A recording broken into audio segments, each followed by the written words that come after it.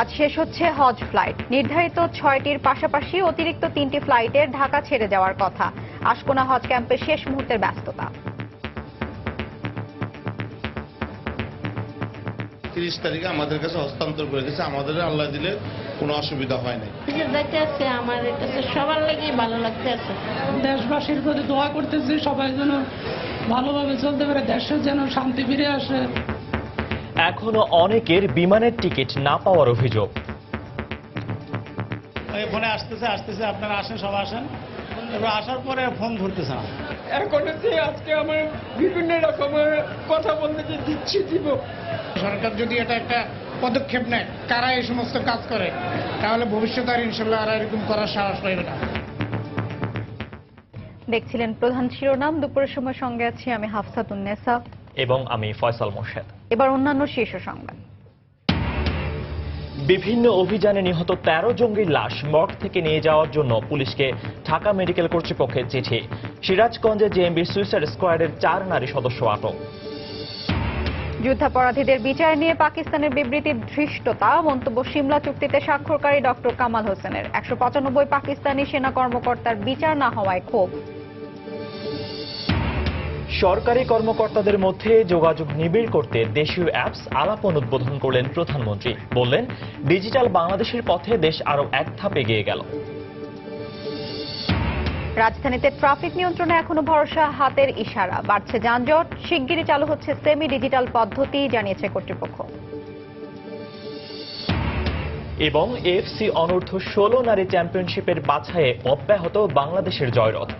আমিরাতকে ৪-০ গোলে হারিয়ে অপরাজিত থেকে চূড়ান্ত পর্বে কৃষ্ণার দল।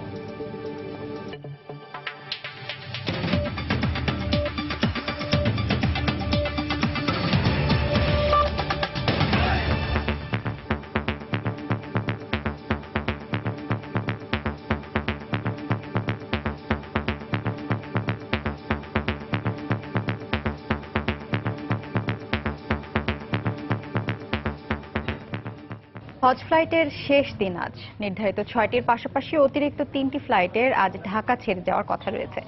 এদিকে জটিলতা কমাতে শেষ দিনে আশকোনা হজ ক্যাম্পেই যাত্রীদের ইমিগ্রেশন প্রক্রিয়া সম্পন্ন করার ব্যবস্থা করেছে কর্তৃপক্ষ। তবে দু একটি হজ এজেন্সির অসহযোগিতার কারণে ভিসা ও টিকিট না পাওয়ায় এখনো অনিশ্চয়তায় বেশ কিছু যাত্রী। আর সংশ্লিষ্ট এজেন্সিগুলো এখন চাইছেন সরকারি হস্তক্ষেপ। শুরুতে যাত্রী সংকটে বিমানের ফ্লাইট জটিলতা শেষ হলেও শেষ দিনে ভোগান্তি ছাড়াই ঢাকা ছাড়ছেন হজ যাত্রীরা। সকাল ৯টা থেকে এ পর্যন্ত বাংলাদেশ বিমানের ৪টি ফ্লাইট জেদ্দার উদ্দেশ্যে ছেড়ে গেছে। এছাড়া দেয়া হয়েছে ৩টি বিশেষ ফ্লাইট। ইমিগ্রেশন প্রক্রিয়া সহজ করতে আশকোনায় নেওয়া হয়েছে বিশেষ ব্যবস্থা। এখানে এই লোকগুলোর অভিজ্ঞতা কমের কারণে হয়তো আমাদের কিছু কষ্ট হচ্ছে, কিন্তু সিস্টেম ভালো। এটা ৩০ তারিখে আমাদের কাছে হস্তান্তর করে গেছে। আমাদের আল্লাহ দিলে কোনো অসুবিধা হয় নাই। আমি আল্লাহর কাছে ফরিয়াদ করব, সবাইকে যেন আল্লাহ মাফ করে দেয়। তবে এখনো টিকিট ভিসার জটিলতায় অনিশ্চয়তায় অনেক হজযাত্রী। তাদের অভিযোগ, সংশ্লিষ্ট এজেন্সির সঙ্গে বারবার যোগাযোগ করার চেষ্টা করলেও অসহযোগিতার কারণে টিকিট ভিসা পাচ্ছেন না তারা। মেডিকেল করাচ্ছে, সব টাকা পয়সাগুলো নিয়ে নিছে। নেওয়ার পর আমাকে ফোনে আসতেছে আপনারা আসেন, সব আসেন, এবার আসার পরে ফোন ধরতেছে না। এখন আজকে আমার বিভিন্ন রকমের কথা বলতে যে দিচ্ছি দিব। যারা এই টাকা পয়সা নিয়ে হাজিদেরকে ঘুরাচ্ছে, সরকার যদি এটা একটা পদক্ষেপ নেয়, কারা এই সমস্ত কাজ করে, তাহলে ভবিষ্যতে আর ইনশাল্লাহ আর এরকম করার সাহস পাইবে না। শেষ মুহূর্তে অভিযুক্ত এজেন্সিগুলো শোনাচ্ছে নিজেদের অসহায়ত্বের কথা। যারা বেশি প্রভাবশালী, যারা আইটির সাথে ডাইরেক্ট কানেকশন ছিল, 2 দিন বন্ধ রাখিয়া তারা ঢুকাইছে। ওপেন করছে পরে দেখতেছি আমরা একসাথে ৬০,০০০ কোটা দিবে বলছে। এইভাবে ৪-৫ মাস অপেক্ষা করে এখন আমরা শেষ পর্যন্ত কোনো কিছু করতে পারলাম না। আমাদের হাজিরা এখনো অপেক্ষায় আছে। মন্ত্রী মহোদয় কয়েকবার বলছে, আশ্বাস দিছে, যদি সময় আছে 2-1 দিনের মধ্যে যেন কোটার ব্যবস্থা করে আমাদের হাজিরা আমরা যাইতে পারি। চলতি বছর ১,০১,৭৫৮ জন বাংলাদেশি হজ করার সুযোগ পাচ্ছেন, যার মধ্যে সরকারি ব্যবস্থাপনায় ১০,০০০ আর বেসরকারি ব্যবস্থাপনায় যাচ্ছেন ৯১,৭৫৮ জন। ৪ আগস্ট BG1011 ফ্লাইটটি প্রথম হজযাত্রী নিয়ে ঢাকা ছাড়ে। রাশেদ লিমন, সময় সংবাদ, ঢাকা। এই মুহূর্তে আশকোনা হজ ক্যাম্পে আছেন রিপোর্টার শফিক মোহাম্মদ। হজ ফ্লাইটের বিস্তারিত জানতে সরাসরি চলে যাচ্ছি তার কাছে। শফিক। ফয়সাল, এখন পর্যন্ত আমি যে কথাটা আমার কাছে যে তথ্য আছে সেটি হচ্ছে যে আশকোনা হজ ক্যাম্পে বাংলাদেশ বিমানের যে কটি ফ্লাইট যাওয়ার কথা ছিল তার মধ্যে প্রায় 8টি ফ্লাইটের ইমিগ্রেশন সম্পন্ন হয়ে গেছে, অর্থাৎ 8টি ফ্লাইট এখন পর্যন্ত এখান থেকে ছেড়ে গেছে, অর্থাৎ ফ্লাইটের যে সমস্ত হজযাত্রী আছে তারা এখান থেকে তারা মোটামুটি ইমিগ্রেশন কমপ্লিট করেছে। এখন যে লাইনটি আছে সেটি হচ্ছে বিকেল 3টের সময় সর্বশেষ যে বাংলাদেশ বিমানের ফ্লাইটটি জেদ্দার উদ্দেশ্যে যাবে, সেই যে ফ্লাইটে করে যে সমস্ত হজযাত্রী যাবেন তারা হচ্ছে ইমিগ্রেশন লাইনে দাঁড়িয়ে আছেন। এছাড়া পাশাপাশি যে শিডিউলের চার্ট দেওয়া আছে সেই চার্ট থেকে আমরা যেটা জানতে পেরেছি যে সৌদি এয়ারলাইন্সের যে 10টি ফ্লাইট যাওয়ার কথা ছিল তার মধ্যে এখন পর্যন্ত 5টি ফ্লাইট গেছে। এবং বাংলাদেশ বিমান কর্তৃপক্ষের সাথে এখানে যে অফিস আছে সেখানে আমরা যোগাযোগ করেছিলাম, তাদের সাথে কথা বলে যেটা জানতে পেরেছি যে অভিযোগটি ছিল যে হজ এজেন্সিগুলো টিকিট কিনছে না বলে যে খালি যাচ্ছিল, যে সিটগুলো খালি যাওয়ার কথা ছিল প্রতিটি ফ্লাইটে। আমরা আজকে যে তথ্যটি পেয়েছি সেখানে আমরা দেখেছি যে এখন পর্যন্ত কোনো রকমের কোনো সিট খালি যায়নি বাংলাদেশ বিমানের যে সমস্ত হজ ফ্লাইট এখান থেকে ছেড়ে গেছে। এবং আজকে বাংলাদেশ বিমানের কিন্তু আপনারা জানেন যে আমরা এর আগেও বলেছি এবং পূর্ব নির্ধারিত এবং পূর্ব ঘোষিত বা ঘোষণা দেয়া যে আজকেই কিন্তু বাংলাদেশ বিমানের সর্বশেষ ফ্লাইট যাচ্ছে। এছাড়া পাশাপাশি আমরা যারা হজযাত্রী আছে এখানে যে ইমিগ্রেশন করা হচ্ছে এই হজ ক্যাম্পে, সেখানে আমরা কথা বলেছি। হজযাত্রীরা বলেছেন যে আসলে ইমিগ্রেশন করা হচ্ছে এতে তাদের সুবিধাই হয়েছে, কারণ এয়ারপোর্টের মধ্যে ওখানে ইমিগ্রেশনে বেশ দীর্ঘ প্রক্রিয়ার মধ্য দিয়ে যেতে হয়। এখানে যেহেতু ইমিগ্রেশন কমপ্লিট করা হচ্ছে এই কারণে তারা খুশি, কিন্তু তারা যে অভিযোগটি করেছেন যে এখানে ইমিগ্রেশন যারা করছে কাজ করছে তারা খুব ধীর প্রক্রিয়ায় কাজটি সম্পন্ন করছে, যে কারণে তাদের আসলে সমস্যা হচ্ছে, লাইনগুলো অনেক ধীরে ধীরে সামনে অগ্রসর হচ্ছে। এবং যে সৌদি এয়ারলাইন্স আছে সেই সৌদি এয়ারলাইন্সেও কিন্তু ইমিগ্রেশন সম্পন্ন করা হচ্ছে এয়ারপোর্টের মাঝে। এবং এখন পর্যন্ত আমরা যে তথ্য পেয়েছি, যে তথ্য আমাদের কাছে আছে যে এই হজ ক্যাম্পে যে পরিচালক আছেন তার সাথে আমরা এখনো কথা বলতে পারিনি, তিনি হচ্ছে মন্ত্রণালয়ে গিয়েছেন। এখন পর্যন্ত সমস্ত ভিসায় যতগুলো ভিসা ডিও লেটার পেয়েছিল সৌদি কর্তৃপক্ষের পাশ থেকে সবাই কিন্তু ভিসা পেয়েছেন এবং সবাই যেতে পারবেন। এবং আজকে এবং আগামীকালের মধ্যে যত যাত্রী আছে এখানে অপেক্ষা করছে তারা সবাই যেতে পারবেন বলে হজ কর্তৃপক্ষের যে হজ পরিচালক যিনি আছেন তিনি টেলিফোনে আমাদেরকে জানিয়েছেন। তো ফয়সাল, এই ছিল আমার কাছে সর্বশেষ। আশকোনা হজ ক্যাম্প থেকে হজ ফ্লাইটের সর্বশেষ খবর জানাতে আমাদের সাথে সরাসরি যোগ দিয়েছিলেন সহকর্মী শফিক মোহাম্মদ। সাম্প্রতিক বিভিন্ন অভিযানে নিহত জঙ্গিদের লাশ মর্গ থেকে নিতে পুলিশকে চিঠি দিয়েছে ঢাকা মেডিকেল কলেজ কর্তৃপক্ষ। ঢামেক অধ্যক্ষ অধ্যাপক মোহাম্মদ ইসমাইল হোসেন সাংবাদিকদের এ তথ্য জানিয়েছেন। তিনি জানান, ঢাকা মেডিকেল কলেজ হাসপাতালের মর্গে ফ্রিজের 20টি চেম্বারের মধ্যে 12টি চেম্বার লাশ সংরক্ষণের উপযোগী। এসব ফ্রিজে রাখা 16টি লাশের মধ্যে 13টি সাম্প্রতিক অভিযানে নিহত জঙ্গিদের। এতে লাশ সংরক্ষণ ও রুটিন কাজ করতে দুর্ভোগ পোহাতে হচ্ছে বলে জানান তিনি। এদিকে চিঠি পাওয়ার কথা স্বীকার করে ঢাকা মেট্রোপলিটন পুলিশ বলছে, গুলশানের ঘটনা বাদে অন্য লাশগুলোর ডিএনএ ফলাফল এখনো তাদের হাতে আসেনি। এছাড়া লাশ গ্রহণের জন্য কেউ তাদের সঙ্গে যোগাযোগও করেনি। 13 জঙ্গির মধ্যে কল্যাণপুরে নিহত 9, নারায়ণগঞ্জে নিহত 3 ও রূপনগরে নিহত জঙ্গি মোরাদের লাশ রয়েছে। মর্গগুলো সবগুলো চেম্বারে পরিপূর্ণ, সুতরাং এখন কোনো ডেড বডি আসলে তাদেরকে রাখার জন্য জায়গা নেই, অপ্রতুল।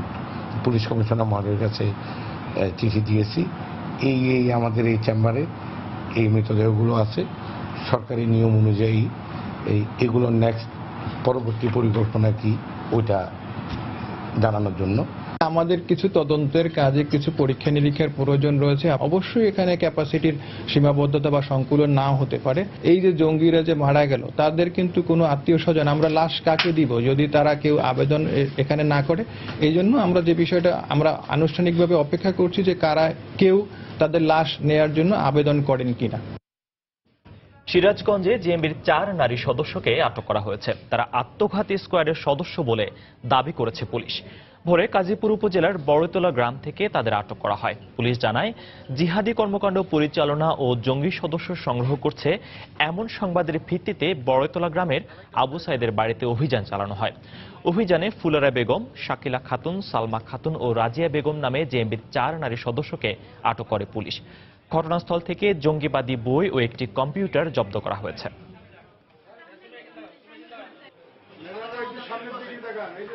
ওয়ান্টেড ফরিদুল, তার 2 বোন, মা এবং তাদের একজন প্রতিবেশী সহ মোট 4 জন মহিলা সদস্যকে আমরা অ্যারেস্ট করতে সক্ষম হই। আত্মঘাতী হামলার জন্য তারা প্রস্তুত ছিল এবং তাদের ভাষায় যারা ইসলামের শত্রু, কাফির, মুশরিক, মুরতাদ এই ধরনের লোকজনদেরকে তারা তাদের হাইকমান্ডের নির্দেশে তারা সেখানে এই ফিদাই হামলার মাধ্যমে হত্যা করার পরিকল্পনা তারা করেছিল বলে আমাদের কাছে জানায়। যুদ্ধাপরাধীদের বিচার ও রায় কার্যকর নিয়ে পাকিস্তানের বিবৃতিকে ধৃষ্টতা বলে মন্তব্য করেছেন সিমলা চুক্তিতে বাংলাদেশের পক্ষে স্বাক্ষরকারী ডক্টর কামাল হোসেন। 1974 সালে সম্পাদিত ওই চুক্তি অনুযায়ী বাংলাদেশের কাছে ক্ষমা চাওয়ার যে প্রতিশ্রুতি ছিল তাও পালন করেনি পাকিস্তান। এছাড়া ওই চুক্তি অনুযায়ী 195 পাকিস্তানি সেনা কর্মকর্তার বিচার না হওয়ায় ক্ষোভ প্রকাশ করেছেন সংশ্লিষ্টরা। সেলিয়া সুলতানার রিপোর্ট। 1974 সালের 9 এপ্রিল বাংলাদেশ, ভারত ও পাকিস্তানের মধ্যে স্বাক্ষরিত ত্রিদেশীয় দিল্লি চুক্তির 14 অনুচ্ছেদে পরিষ্কার বলা হয়, সুসম্পর্ক প্রতিষ্ঠার স্বার্থে পাকিস্তানের প্রধানমন্ত্রী বাংলাদেশের প্রধানমন্ত্রীর আমন্ত্রণে বাংলাদেশে এসে অতীতের কৃতকর্মের জন্য ক্ষমা চাইবেন। একই চুক্তিতে আন্তর্জাতিক সংজ্ঞায় মানবতা বিরোধী অপরাধে অভিযুক্তদের ক্ষমা না করার প্রতিশ্রুতি ছিল পাকিস্তানের। তবে আজ পর্যন্ত এসব অঙ্গীকারের কোনোটিই পালন করেনি পাকিস্তান। কিন্তু বাংলাদেশ যখন যুদ্ধাপরাধীদের বিচার করছে, তখন বিচারের বিরোধিতা করে পাকিস্তানের কর্মকাণ্ডের সমালোচনা করেন সে সময় বাংলাদেশের পক্ষে চুক্তিতে স্বাক্ষরকারী তৎকালীন পররাষ্ট্রমন্ত্রী ডক্টর কামাল হোসেন। পাকিস্তানের যে এর বিরুদ্ধে মন্তব্য করা আমি মনে করি অনুচিত, কেননা তারা নিজেও তো স্বীকার করতে বাধ্য হয়েছিল যে হ্যাঁ এগুলো খুবই জঘন্য ঘটনা ঘটেছিল 71-এ। হামুদুর রহমান কমিশন তো যখন রিপোর্টে বেরোলো যে হ্যাঁ এরকম ঘটনাগুলো ঘটেছে, ওরা তো কথা দিয়েছিল যে এগুলো যা কিছু বেরোবে তারা নিজেই বিচার করবে। যুদ্ধাপরাধী হিসেবে চিহ্নিত পাকিস্তানিদের নিজ দেশে ফেরত নেওয়ার পর বিচার করার ও মানবিক দৃষ্টিতে না দেখার শর্তও ছিল চুক্তিতে। সে অনুযায়ী মুক্তিযুদ্ধে গণহত্যা, অগ্নিসংযোগ, লুণ্ঠন, ধর্ষণ সহ বিভিন্ন অপরাধে যুদ্ধ পরবর্তী সময়ে চিহ্নিত করা হয় 195 জন পাকিস্তানি সেনা কর্মকর্তাকে। তবে ট্রাইব্যুনালের তদন্ত সমন্বয়ক জানালেন, এই অপরাধীর সংখ্যা তারও বেশি। তাদেরকে বিচারের জন্য কোনো বাধা নেই। আইনে স্পষ্টভাবে বলেছে আর্ম ফোর্সেস, অক্সিলারি ফোর্সেস যে দেশের হোক না কেন প্রত্যেকটি জাজমেন্টেই পাকিস্তানের কথাটা রাখা হচ্ছে। এটা আজকে যারা বাধা দিচ্ছে, আমাদের বিরুদ্ধে কথা বলছে, কিন্তু এই রেকর্ডগুলো তো থেকে যাবে, সেখানে পাকিস্তানের নাম প্রতি পাতায় পাতায় আছে। জেনেভা কনভেনশন অনুযায়ী আন্তর্জাতিক সকল আইন ও জাতিসংঘ সাধারণ পরিষদের ঘোষণা অনুযায়ী তারা আন্তর্জাতিক মানবতা বিরোধী অপরাধী। বরং ভিয়েনা কনভেনশন অনুযায়ী বাংলাদেশের বিচার করার বাধ্যবাধকতা রয়েছে বলেও জানান তিনি। সিলিয়া সুলতানা, সময় সংবাদ, ঢাকা। দুপুরের সময় আরো থাকছে, সীমান্তে কড়া নজরদারিতে এবার কমেছে ভারতীয় গরুর আমদানি। দেশি গরুর প্রতি আগ্রহ বেড়েছে পাইকারদের, ভালো মুনাফার আশাবাদ। সরকারি কর্মকর্তাদের মধ্যে যোগাযোগ সহজ করতে দেশীয় মেসেজিং অ্যাপস আলাপন উদ্বোধন করেছেন প্রধানমন্ত্রী শেখ হাসিনা। সকালে প্রধানমন্ত্রী শেখ হাসিনার সভাপতিত্বে সচিবালয়ে মন্ত্রিসভার নিয়মিত সাপ্তাহিক বৈঠক শুরুর আগে এই অ্যাপসের উদ্বোধন করা হয়। এ সময় প্রধানমন্ত্রী অ্যাপসটির মাধ্যমে বরিশালের জেলা প্রশাসকের সঙ্গে কথা বলেন। উদ্বোধনের পরপরই প্রধানমন্ত্রী বলেন, এই অ্যাপসের মধ্য দিয়ে ডিজিটাল বাংলাদেশের পথে আরও এক ধাপ এগিয়ে গেল দেশ। বেলা 10টায় শুরু হওয়া মন্ত্রিসভার বৈঠকে যোগ দেন শিল্পমন্ত্রী আমির হোসেন আমু, বাণিজ্যমন্ত্রী তোফায়েল আহমেদ, কৃষিমন্ত্রী বেগম মতিয়া চৌধুরী সহ মন্ত্রিসভার সদস্যরা। বরিশালের উন্নয়নের জন্য যা যা করণীয় এটা কারো চাইতে হয়নি, আমরা নিজেরাই, কারণ দক্ষিণাঞ্চল সবসময় অবহেলিত, আমরা সেই বিষয়গুলি ইতিমধ্যে পদক্ষেপ নিয়েছি। কাজে এটা প্রাপ্তি সাপেক্ষে যখন যা প্রয়োজন অবশ্যই আমরা সেটা করব। তো আজকে যে কাজটা হলো, আমি মনে করি যে আলাপন অ্যাপ প্রকল্প, এই প্রকল্পের মাধ্যমে যেটা করা যাবে যে আমরা সরকারি কর্মকর্তাদের সাথে নিরাপদে যোগাযোগ রক্ষা করা যাবে, বিভিন্ন বিষয়ে আলোচনা করা যাবে, এই বিষয়গুলি খুব সহজ হয়ে গেল। রাজধানীর ট্রাফিক সিগন্যাল পদ্ধতি কোটি কোটি টাকা ব্যয় ডিজিটাল করা হলেও শেষ পর্যন্ত ভরসার নাম ট্রাফিক পুলিশের হাতের ইশারা। সময়ের সঙ্গে পাল্লা দিয়ে তাই রাজধানীর সড়কগুলোতে বাড়ছে যানজট।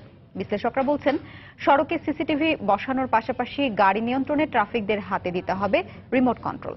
সরকার বলছে, সমস্যার সমাধানে বিকল্প ব্যবস্থা নিয়ে গবেষণা চলছে। মাহমুদ রাকিবের রিপোর্ট। নিয়ন্ত্রণহীন ছুটছে অসংখ্য গাড়ি। স্বয়ংক্রিয় সিগন্যাল পদ্ধতি থাকা সত্ত্বেও তা কাজ না করায় ট্রাফিক বিভাগের সদস্যরা হাতের ইশারায় নিয়ন্ত্রণ করছেন ছুটে চলা গাড়িগুলো। রাজধানীর সব ব্যস্ত সড়কের কয়েক লাখ গাড়ি নিয়ন্ত্রণের চিত্র এমনই। বেপরোয়া চালকরা হাতের ইশারা না মানায় মাঝে মাঝে দুর্ঘটনা ঘটছে বলেও দাবি ট্রাফিক বিভাগের। অনেক সময় দেখা যায় যে গাড়ি ব্রেক না করা হচ্ছে, গায়ের বোর্ড লাগাই দিতেছে। যদি আপনার ইলেকট্রিক সিগন্যাল থাকতো সেই অনুপাতে তারা খেয়াল করলো অথবা গাড়ি ব্রেক করলো। সিগন্যাল মানতেই চায় না, জোরপূর্বক ঠেকাইতে হয়। 2005 সালে প্রায় 30 কোটি টাকা ব্যয়ে নগরের 59টি মোড়ে চালু করা হয়েছিল স্বয়ংক্রিয় সিগন্যাল পদ্ধতি। তবে নানা অনিয়মের এই শহরে নগরবাসীর গাড়ি নিয়ন্ত্রণে তা বেশি দিন চালু রাখতে পারেনি সংশ্লিষ্ট কর্তৃপক্ষ। তাই স্বাধীনতার 4 দশক পর এসে এখনো খোদ রাজধানীতে পুরো ট্রাফিক ব্যবস্থা চলছে অপরিকল্পিত ও অগোছালোভাবেই। আর এসব কারণেই নগরের যানজট কমানো সম্ভব হচ্ছে না বলে মনে করেন দায়িত্বরত ট্রাফিক সার্জেন্টরা। আমাদের দেশে জনগণ সিগন্যালিং সিস্টেমটা বুঝেও অনেক সময় ভায়োলেট করে। সিগন্যাল ছেড়ে দিলাম, আর বন্ধ করতে গেলে যে রানিং গতিতে গাড়িগুলো আসছে সেই সময় তাদের একটু থামাতে একটু কষ্ট হয়। পরিসংখ্যানে দেখা যায় রাজধানীতে যানজটের ফলে বছরে বাণিজ্যিক ক্ষতি হয় 21,000 কোটি টাকারও বেশি। যোগাযোগ বিশেষজ্ঞদের মতে ঢাকাকে যানজট মুক্ত করতে হলে সিগন্যাল পদ্ধতি কেন্দ্রীয়ভাবে নিয়ন্ত্রণ না করে সার্জেন্টদের হাতেও গাড়ি নিয়ন্ত্রণের ক্ষমতা দিতে হবে। একটা পদ্ধতি চিন্তা ভাবনা করা হচ্ছিল সেমি অটোমেটিক, অর্থাৎ যখন যানবাহনের মাত্রা কম থাকবে তখন অটোমেটিক ভাবে চলবে, আর যখন যান চলাচল অনেক মাত্রাতিরিক্ত হয়ে যাবে তখন পুলিশ যেটা করবে হাতে একটা রিমোট কন্ট্রোল থাকবে। রিমোট কন্ট্রোলটাকে চাহিদা মোতাবেক গ্রিনটাকে সেট করে দিবে, হাত দিয়ে না। রিমোট কন্ট্রোল সিস্টেমটা এবং অটোমেটিক সিস্টেম, এই দুটো সিস্টেম একসাথে করে আমরা খুব সত্বর আমরা হয়তো অপারেশনে চলে যাব। তবে ট্রাফিক সিগন্যাল পদ্ধতি স্বয়ংক্রিয় কিংবা হাতের ইশারায় যেভাবেই হোক না কেন যানজট কমাতে সবার আগে গাড়ি চালকদের নিয়ম অমান্য করার প্রবণতা কমাতে হবে বলে মনে করেন সংশ্লিষ্ট সকলেই। মাহমুদ রাকিব, সময় সংবাদ, ঢাকা। ঈদে রাজধানীকে পরিচ্ছন্ন রাখতে সিটি কর্পোরেশনের নির্ধারিত স্থানে নগরবাসীকে কোরবানির পশু জবাই করার আহ্বান জানিয়েছেন ঢাকা দক্ষিণের মেয়র সাইদ খোকন। সকালে নগর ভবনে মতবিনিময় সভায় তিনি এই আহ্বান জানান। দ্রুততম সময়ের মধ্যে কোরবানির পশুর বর্জ্য অপসারণের লক্ষ্যে নগরবাসীর মধ্যে সচেতনতা বৃদ্ধির লক্ষ্যে ওয়ার্ড কাউন্সিলর ও এলাকাবাসীর সঙ্গে নগর ভবনে এই মতবিনিময় সভার আয়োজন করা হয়। ঢাকা দক্ষিণ সিটি কর্পোরেশনে 583টি স্থানে পশু জবাই করার স্থান নির্ধারণ করা হয়েছে। ঈদের দিন দুপুর থেকে 48 ঘন্টার মধ্যে কোরবানির পশুর বর্জ্য অপসারণের প্রতিশ্রুতিও দেন তিনি। সেই অনুযায়ী আমরা 583টি স্থান কোথায় হবে সেগুলো বিভিন্ন জায়গাতে আমরা দিয়ে দিব। বিশেষ করে প্রত্যেকটি ওয়ার্ড এলাকাতে আমরা ব্যানারের মাধ্যমে আমরা নিশ্চিত করে দেব, পশুর হাটগুলোতে আমরা বলে দেব, আমরা পত্রিকায় বিজ্ঞাপনের মাধ্যমে বলে দেব। আমাদের কষায়ের ব্যবস্থা থাকবে, পানি দিয়ে ধৌত করার ব্যবস্থা থাকবে। নগরবাসীকে আহ্বান জানাই, আপনারা নির্দিষ্ট স্থানে এসে পশু কোরবানি করুন। কুড়িগ্রামের বিভিন্ন সীমান্তে কড়া নজরদারির কারণে এবার কমেছে ভারতীয় গরুর আমদানি। গত বছর আগস্টে শুধু নৌপথে 40,000-এর বেশি গরু মহিষ এসেছিল। এবার এসেছে 13,500-এর মতো গরু। ভারতীয় গরু কম আসায় দেশি গরুর প্রতি আগ্রহ বেড়েছে পাইকারদের। ভালো দাম পাওয়ার আশাও করছেন খামারিরা। মমিনুল ইসলাম মঞ্জুর পাঠানো তথ্য ছবি নিয়ে ডেস্ক রিপোর্ট।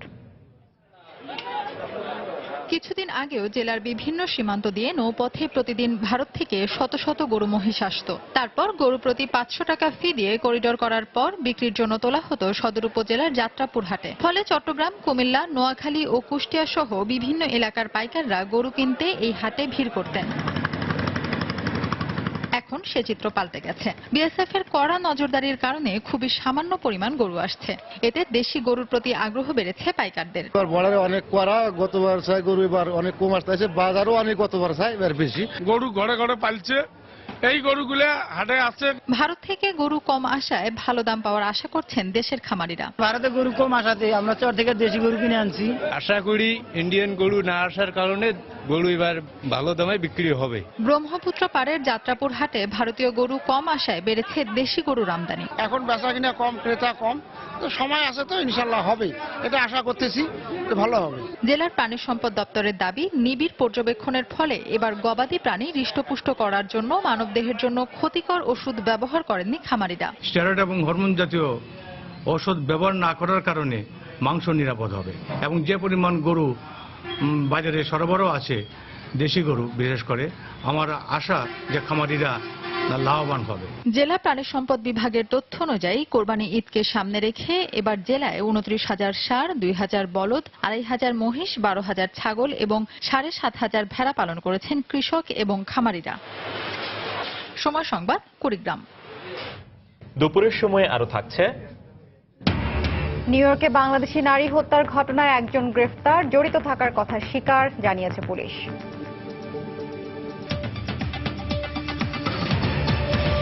কুমিল্লায় ছাত্রীনিবাসে বিস্ফোরণে দগ্ধ কুমিল্লা বিশ্ববিদ্যালয়ের ছাত্রী ফাহমিদা হাসান নিশা ঢাকা মেডিকেল কলেজ হাসপাতালের বার্ন ইউনিটে মারা গেছে। 13 দিন চিকিৎসাধীন থাকার পর গতরাত 1টার দিকে মারা যায় নিশা। গত 23 আগস্ট কুমিল্লা বিশ্ববিদ্যালয়ের পাশের একটি ছাত্রীনিবাসে বিকট বিস্ফোরণে দগ্ধ হয় নিশা। প্রথমে তাকে কুমিল্লা মেডিকেল কলেজ হাসপাতাল ও পরে অবস্থার অবনতি ঘটলে ঢাকা মেডিকেল কলেজ হাসপাতালে নিয়ে আসা হয়। অন্যদিকে বিস্ফোরক তৈরির সময় বিস্ফোরণে সে দগ্ধ হয় এমন অভিযোগ এনে নিশাকে প্রধান আসামি করে 3 ছাত্রীর বিরুদ্ধে সন্ত্রাস দমন আইনে মামলা করেছে পুলিশ। পাশাপাশি নিশাকে নির্দোষ দাবি করে ঘটনার সুষ্ঠু তদন্ত দাবি করেছে তার স্বজনেরা। আমরা শুনছি যে ও ঘুমাইছিল, ঘুম থেকে জাগ্রত অবস্থায় উঠে দেখে আগুন, তার শরীরে আগুন লেগে গেছে। এই অবস্থায় সে এখানে এসে ভর্তি হয়েছে। ঘুম থেকে জেগে উঠে সে দরজা খুলে বেরোনোর পরে সাথে সাথে তার গায়ে আগুন লেগে গেছে। তারপরে সে 13 দিন ছিল বার্ন ইউনিটে। পুলিশ মামলা দিয়ে দিচ্ছে তার বিরুদ্ধে। আমরা এই ঘটনার সুষ্ঠু তদন্ত চাই, কিভাবে ঘটলো এবং এটার সুষ্ঠু বিচার আমরা চাই। এক মুসাতেই আটকে আছে চট্টগ্রামে পুলিশ কর্মকর্তা বাবুল আক্তারের স্ত্রী মিতু হত্যা রহস্য। গত 3 মাসে পুলিশ এই হত্যাকাণ্ডের সঙ্গে জড়িত থাকার অভিযোগে 7 জনকে গ্রেফতার করেছে।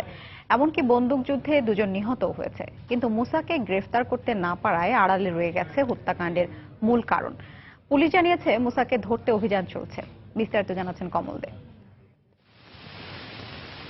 বহুল আলোচিত এই হত্যাকাণ্ডের সাথে কারা কারা জড়িত তা অনেক আগে নিশ্চিত হয়েছে। পুলিশ গ্রেফতার করা হয়েছে হত্যাকাণ্ডে সরাসরি অংশ নেওয়া 7 জনকে। সন্দেহভাজন 2 জন পুলিশের সাথে বন্দুকযুদ্ধে নিহত হয়েছে। উদ্ধার করা হয়েছে হত্যাকাণ্ডে ব্যবহৃত মোটরসাইকেল এবং অস্ত্র। গ্রেপ্তারকৃতদের মধ্যে 2 জন আদালতে স্বীকারোক্তিমূলক জবানবন্দিও দিয়েছে। তারা দাবি করেছে মুসার নির্দেশে তারা হত্যাকাণ্ডে অংশ নিয়েছে, কিন্তু সেই মুসা এখনো অধরা। মুসার নামটা 164-এ আসছে, কিন্তু আপনার মুসার পরেও হয়তো আরো কিছু থাকতে পারে, তখন হয়তো আবার চলে আসবে যে অন্য কে আছে জড়িত আছে। সার্বিক বিষয়টি হলো তদন্তাধীন। মুসার বিষয়টা সম্পর্কে বিভিন্ন সূত্র থেকে বিভিন্ন জন বিভিন্ন কথাই বলছে, বাট মুসাকে আমি এখন পর্যন্ত গ্রেপ্তার করতে পারিনি বা আমরা গ্রেপ্তার প্রচেষ্টা অব্যাহত আছে। এদিকে মামলার বাদী বাবুল আক্তার গত 3 মাসে মামলার তদন্তের কোনো খোঁজ নেয়নি বলে জানিয়েছে পুলিশ। তাকে গ্রেফতারের জন্য আমরা ব্যাপক তৎপরতা চালিয়েছি। সে যাতে দেশ ছেড়ে যেতে না পারে সেই জন্য ইমিগ্রেশনে লেখা হয়েছে। ঘটনার সাথে আর কারা কারা জড়িত তাদেরকে খুঁজে বের করার জন্য চেষ্টা করে যাচ্ছি। সামগ্রিক প্রক্রিয়া সম্পন্ন হলেই তারপরে তদন্ত সমাপ্ত করে এটার চার্জশিট দেওয়া হবে। বাদীর সাথে বিভিন্ন সময়ে যোগাযোগ করা হয়েছে আমাদের পক্ষ থেকে, তো যতটুকু সহযোগিতা আমরা এখন পর্যন্ত ওইরকম দেখছি না আর কি। ঊর্ধ্বতন পুলিশ কর্মকর্তারা বলছেন স্পর্শকাতর মামলা হওয়ায় তদন্ত শেষ করার ক্ষেত্রে কিছুটা সময় নেওয়া হচ্ছে।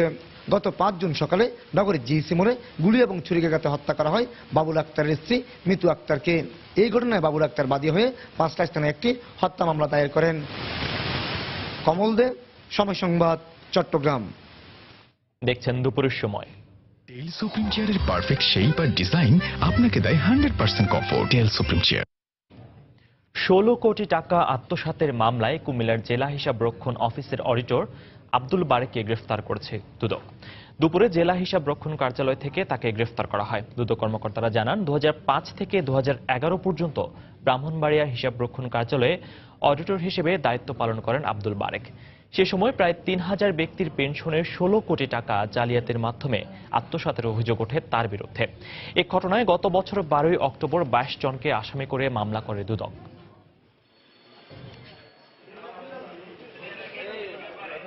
প্রতারণামূলকভাবে ভুয়া পেনশনের 16 কোটি টাকা অবৈধভাবে দেওয়ার অভিযোগে মামলা হয়েছে ব্রাহ্মণবাড়িয়া থানা মামলা নম্বর 37/10/2015 রুজু করা হয়। সেই তখন আব্দুল বারেক অডিটর ব্রাহ্মণবাড়িয়া অ্যাকাউন্টস অফিসের দায়িত্বরত ছিল। আজকে তাকে জেলা হিসাব রক্ষণ অফিস কুমিল্লা থেকে 12:30টার সময় গ্রেপ্তার করা হয়েছে। ওই মামলায় কালকে তাকে আদালতে চালান দেওয়া হবে।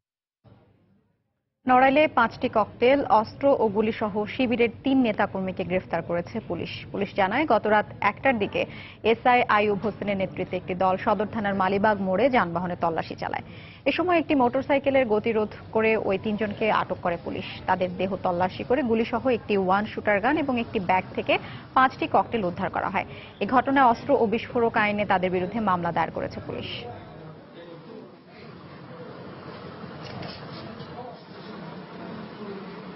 অস্ট্রেলিয়ার সিডনিতে বাংলাদেশি নারী ও তার সাবেক সঙ্গীর মৃত্যুর ঘটনাটি হত্যার পর আত্মহত্যার ঘটনা হয়ে থাকতে পারে বলে ধারণা করছে পুলিশ। স্থানীয় গণমাধ্যমের খবর অনুযায়ী রোববার বাংলাদেশি বংশোদ্ভূত তাসমিন বাহারের বাড়িতে তার ও তার সাবেক সঙ্গী দেব পিল্লাইয়ের মরদেহ পাওয়া যায়।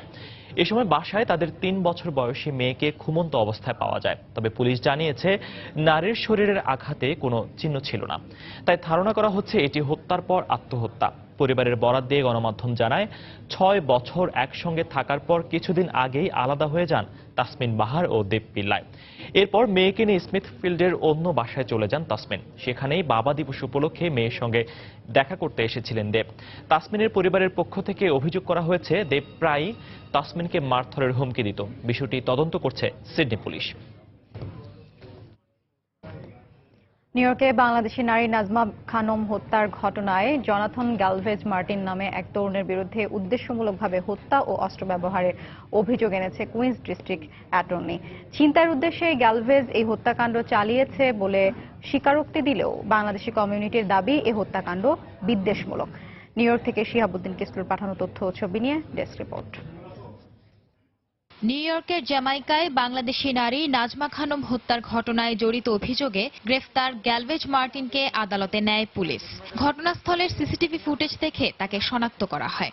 16 সেপ্টেম্বর আদালত তার বিরুদ্ধে প্রথম শুনানির দিন ধার্য করেছেন। 9 সেপ্টেম্বর আসামি পক্ষের আইনজীবী নিয়োগ দেওয়ার কথা রয়েছে। গ্যালভেজের বিরুদ্ধে উদ্দেশ্যমূলক হত্যার অভিযোগ আনে Queens district attorney Richard Brown. Najma খানমের হত্যাকাণ্ডের উদ্দেশ্য এখনো জানা না গেলেও এ ধরনের হামলার জন্য ডোনাল্ড ট্রাম্পের অভিবাসন বিরোধী আদর্শকে দোষারোপ করেন নিউ ইয়র্কের স্টেট অ্যাসেম্বলিম্যান ডেভিড উইপ্রিন। রাত নামলেই এই এলাকায় চলাফেরা করা তেমন নিরাপদ নয়, তাই এ বিষয়ে আমি স্থানীয় পরিবহন কমিশনারের সঙ্গে কথা বলেছি। তিনি বাড়তি আলো ও সিসিটিভি ক্যামেরা স্থাপন করার কথা জানিয়েছেন।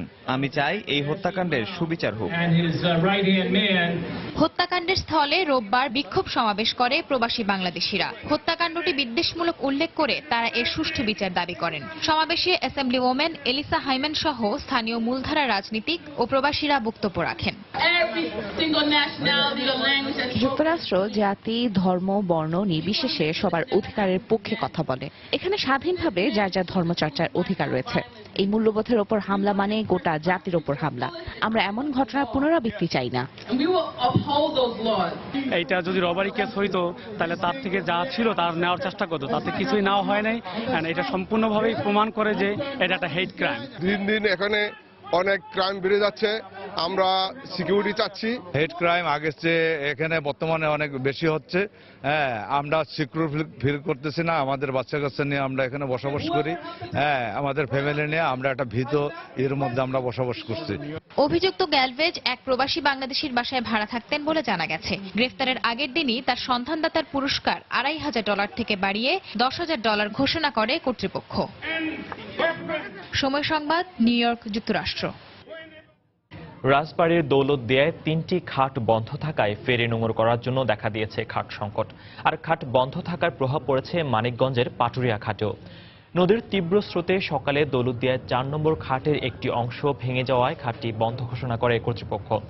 বিআইডব্লিউটিসি কর্মকর্তারা জানান, 3 নম্বর খাটেরও অর্ধেকটা ভেঙে গেছে। এছাড়া প্রচণ্ড স্রোতের কারণে ফেরি খাটে পৌঁছাতে প্রায় দ্বিগুণ সময় লাগছে।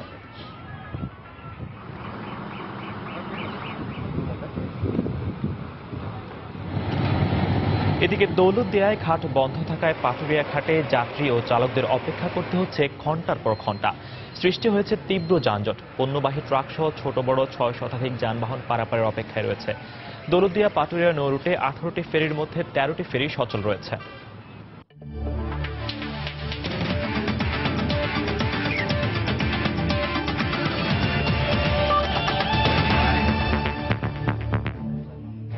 বাংলাদেশ অনূর্ধ্ব-16 নারী ফুটবল দলের জয়রথ অব্যাহত রয়েছে। এএফসি চ্যাম্পিয়নশিপের শেষ ম্যাচে সংযুক্ত আরব আমিরাতকে 4-0 গোলে উড়িয়ে দিয়েছে কৃষ্ণা রানীর দল। অপ্রতিরোধ্যভাবে সব ম্যাচে জয় পেল বাংলার কিশোরীরা। ম্যাচের শুরু থেকে আক্রমণ করে খেলে মার্জিয়া সানজিদারা। ফল আসে খুব দ্রুতই। 2 মিনিটের মাথায় শামসুন নাহারের কর্নার থেকে মাথা ছুঁয়ে গোলের খাতা খুলেন কৃষ্ণা রানী। এরপর প্রথমার্ধে বেশ কয়েকটি আক্রমণ করে বাংলাদেশের মেয়েরা। 52 মিনিটে আবারও গোল করেন অধিনায়ক কৃষ্ণা। 56 মিনিটে ব্যবধান 3-0 করেন আনুচিং মার্মা। এরপর ম্যাচ শেষ হওয়ার 4 মিনিট আগে তহুরা খাতুনের গোলে 4-0 ব্যবধানে জয় নিশ্চিত করে বাংলাদেশের কিশোরীরা। এর মধ্য দিয়ে অপরাজিত থেকে এএফসির বাছাই পর্ব শেষ করল ছোটন শিশুরা। ফুটবল একাডেমি ফার্স্ট ব্যাচ থেকে 20 জন খেলোয়াড় তৈরি করে বাংলাদেশ ন্যাশনাল টিম এবং প্রফেশনাল ফুটবল লিগে দিয়েছে। আগামী 25 তারিখ দ্বিতীয় ব্যাচ যাচ্ছে ডেভিড বেকামের আমন্ত্রণে ইউকেতে। আমাদের দেশে যদি এরকম একাডেমি কেনেডি ইউকে একাডেমির মতো অসংখ্য একাডেমি যদি। দুপুরের সময় এই পর্যায়ের শীর্ষ সংবাদ জানিয়ে দিচ্ছি আরেকবার। আজ শেষ হচ্ছে হজ ফ্লাইট। আশকোনা হজ ক্যাম্পে চলছে শেষ মুহূর্তের ব্যস্ততা। এখনো অনেকের বিমানের টিকিট না পাওয়ার অভিযোগ। বিভিন্ন অভিযানে নিহত 13 জঙ্গির লাশ মর্গ থেকে নেয়ার জন্য পুলিশকে ঢাকা মেডিকেল কর্তৃপক্ষের চিঠি। সিরাজগঞ্জে জেএমবি সুইসাইড স্কোয়াডের 4 নারী সদস্য আটক। যুদ্ধাপরাধীদের বিচার নিয়ে পাকিস্তানের বিবৃতির ধৃষ্টতা। মন্তব্য সিমলা চুক্তিতে স্বাক্ষরকারী ডক্টর কামাল হোসেনের। 195 পাকিস্তানি সেনা কর্মকর্তার বিচার না হওয়ায় ক্ষোভ। সরকারি কর্মকর্তাদের মধ্যে যোগাযোগ নিবিড় করতে দেশীয় অ্যাপস আলাপন উদ্বোধন করলেন প্রধানমন্ত্রী। বললেন, ডিজিটাল বাংলাদেশের পথে দেশ আরও এক ধাপ এগিয়ে গেল। এবং এএফসি অনূর্ধ্ব-16 নারী চ্যাম্পিয়নশিপের বাছাই অব্যাহত বাংলাদেশের জয়রথ। আমিরাতকে 4-0 গোলে হারিয়ে অপরাজিত থেকে চূড়ান্ত পর্বে কৃষ্ণার দল।